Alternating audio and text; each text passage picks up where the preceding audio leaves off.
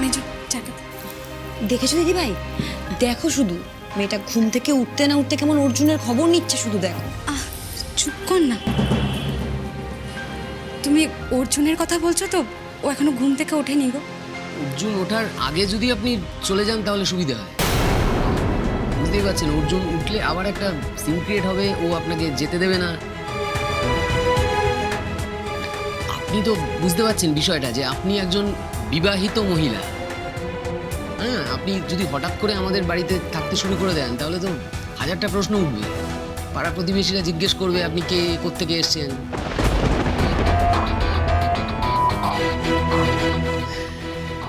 দেখুন, আমার ভাই এটা বুঝতে চাইছেন, কিন্তু আপনি তো বুঝতে পারছেন। আসলে কি বলতো, আমার ছোটদা না একটু অন্যরকম, আমাদের মতো এত হিসেবি টাইপের নয়, তাই ও এসব কিছুই বোঝে না। আপনি নিশ্চয়ই বোঝেন না, মানে আপনাকে দেখে তো মনে হচ্ছে আপনি মধ্যবিত্ত ফ্যামিলিরই একটা মেয়ে। অ্যাটলিস্ট আপনার এসব বোঝা উচিত। আমি বুঝতে পারছি। দেখো,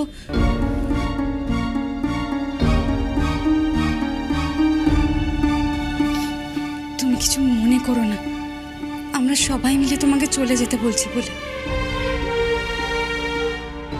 আসলে কি বলো তো, আমার ছোট দাওরটা না, ও খুব ইমোশনাল, কারণ বিপদ দেখলেই ঝাঁপিয়ে পড়ে। কিন্তু পরিবার, সমাজ, এরা কি বলবে এসব নিয়ে ভাবে না। কিন্তু ভাবাটা তো উচিত, বলো?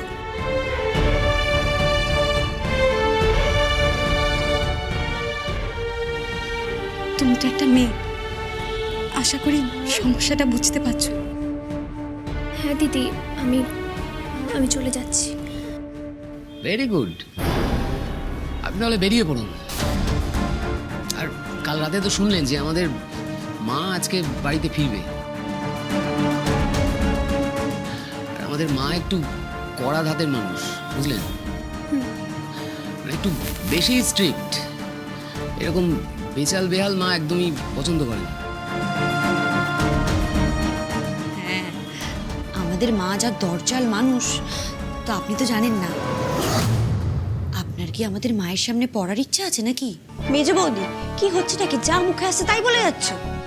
ঠিকই তো বলেছে, তুমি বাইরের লোকের সামনে মায়ের সম্বন্ধে কি ভাষায় কথা বলছো?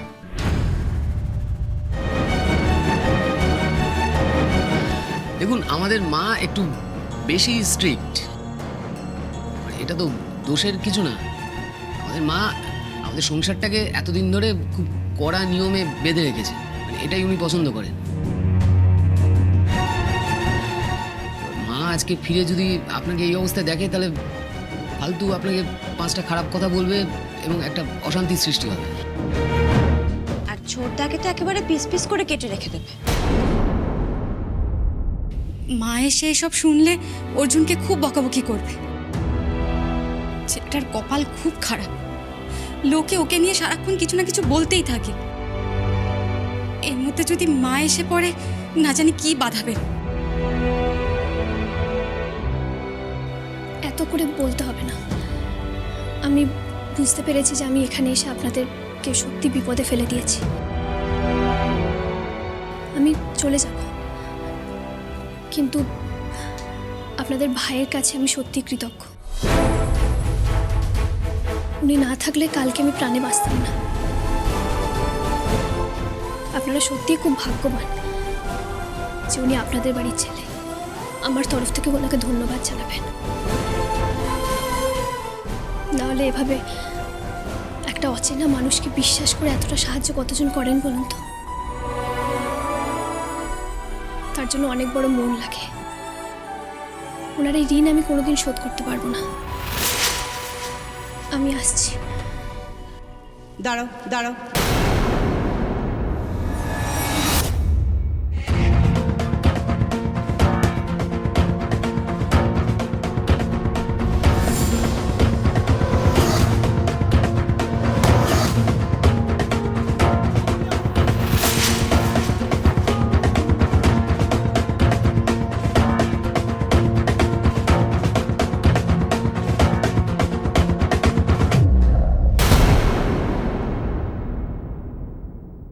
আন্টি,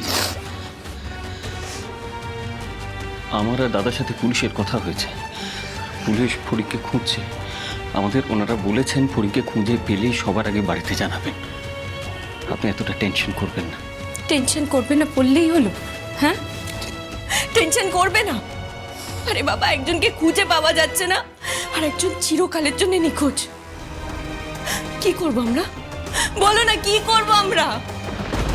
আর মা, মা কি করলো? পুলিশ যদি জানে, মা পরিকে বাড়ি থেকে বের করে দিয়েছে। বুঝতে পারছো না সমু? বুঝতে পারছো কি হবে? হ্যাঁ, বুঝতে পারছো? মায়েরটা কি করলো? এত বড় ভুল করলো, আরো তো সমস্যা বাড়িয়ে আনলো। আরে বাবা, ছেলে হারানোর থেকে স্বামী হারানোর দুঃখটা কম নাকি? এইটুকু বুঝতে পারলো না মা? বলো। এখনো মায়ের কথা ধরছো? এখনো মার মাথা ঠিক নেই। শোকে দুঃখে মা মা করে ফেলেছে না, মানে মায়েরই দুঃখ, আর কারোর দুঃখ নেই, আর কারোর কষ্ট নেই। রাধা আন্টির কষ্ট হচ্ছে না? বলো, কষ্ট হচ্ছে না? আচ্ছা ঠিক আছে, আমি মায়ের হয়ে সবার কাছে ক্ষমা চাইছি, হাত জোর করে তোমাদের সবার কাছে ক্ষমা চাইছি। এখন তো চলো, মাকে তো জানাতে হবে, প্লিজ। আমি যাব না, আমি বলছি তো আমি যাব না। আমি সহ্য করতে পারবো না। আমি দুঃস্বপ্নেও ভাবিনি মা, আজ আমাদের এই দিন দেখতে হবে। মেজো বৌমা, এটা যদি দুঃস্বপ্ন হতো তাহলে আমরা সবাই খুশি হতাম, কিন্তু এটা যে বাস্তব, আর বাস্তবটা হলো আমাদের এখন মেজো বৌদির সামনে দাঁড়াতে হবে। আমি যাবো না।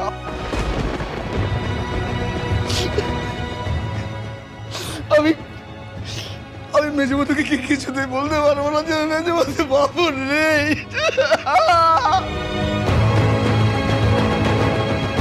এরকম করো না তুমি, চুপ করো, শান্ত হও। এবার তুমি অসুস্থ হয়ে পড়বে, আর বিপদ বাড়িও না বাড়ির মধ্যে, আর বাড়িও না। জ্যাঠাই তুমি চলো, কাউকে যেতে হবে না। তুমি আমার সাথে চলো, আমরা গিয়ে মাকে বলছি। শেষ পর্যন্ত তোরা আমাকে বেছে নিলি।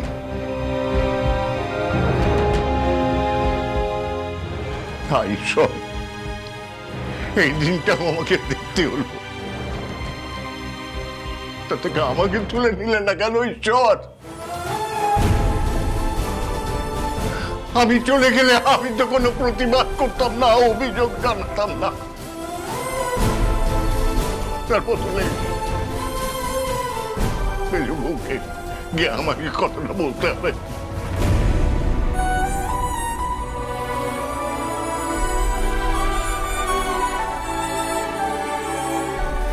এই ছিল আমার কপালে।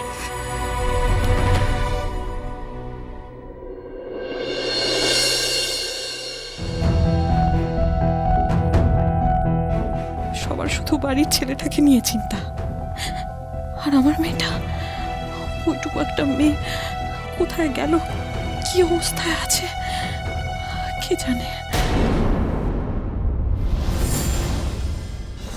মা, আপনি একদম ঠিক সময় এসে পড়েছেন। দেখুন, আপনার ছোট ছেলের কাণ্ডটা শুধু দেখুন। মা, এতদিন তো আপনার ছোট ছেলে রাত বিরেতে মারপিট করে, অশান্তি করে বাড়ি ফিরেছে, তারপরে ওই যখন তখন যাকে তাকে তুলে হসপিটালে নিয়েছে। এই সব কিছু তো আমাদেরকেই সহ্য করতে হয়েছে, কিন্তু আজকে আপনার ছোট ছেলে একদম সহ্যের সীমাই ছাড়িয়ে গেছে। দেখুন না, একটা অচেনা অজানা মেয়েকে সোজা বাড়ি নিয়ে চলে এসেছে। ও না না, অচেনা অজানা মেয়ে নয়, অন্য কারোর বউ।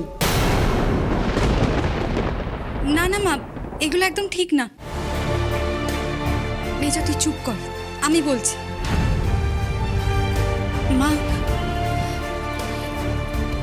কাল রাতে গঙ্গায় যে হরপা বানা এসেছিল, তাতে এই মেয়েটির শরীর কি বেশি গেছে।